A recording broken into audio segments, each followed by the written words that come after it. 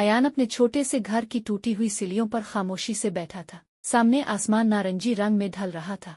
उसके नन्हे हाथों में एक पुराना चिराग था, वही चिराग जो उसके वालिद हर शाम जलाते थे जब वो काम पर जाने से पहले घर को रोशनी से भर देते।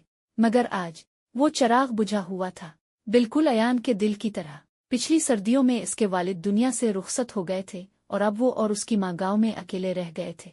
कभी जो घर खुशियों से भरा रहता था, अब वहाँ खामोशी और उदासी छाई हुई थी।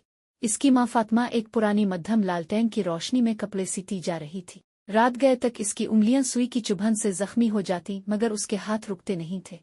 वो कभी शिकायत न करती, मगर अयान देख सकता था इसकी आंखों में छपी हुई उदासी और थकन। खाने को कुछ ज्यादा नहीं था और हर गुजरती रात के साथ उनका घर मजीद ठंडा होता जा रहा था।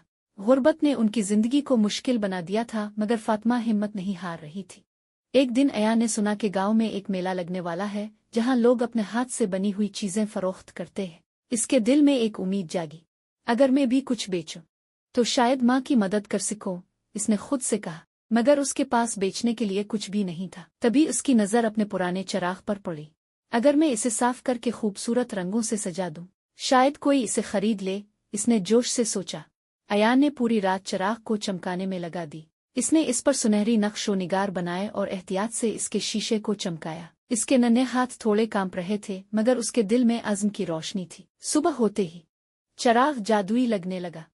जब सूरज की रोशनी इस पर पड़ी तो वो सोने की तरह चमक उठा। मेले में अयान ने चिराग को एक छोटे से लकड़ी के स्टॉल पर रखा।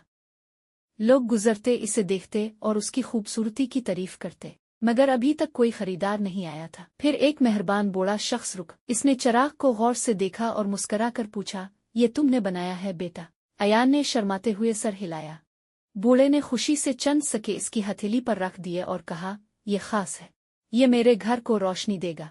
रात को अयान ने वो सके अपनी माँ के हाथ में रख दिए। माँ ने इसे हैरानी से देखा और अगले ही लम्हे इसे गिले लगाकर रोने लगी। तुमने मुझे उम्मीद दी है मेरे बच्चे, वो आहिस्ता से बोली। इसकी आंखों में खुशी के आंसू थे। अयान के दिल में एक अजीब सी खुशी और सुकून फैल गया।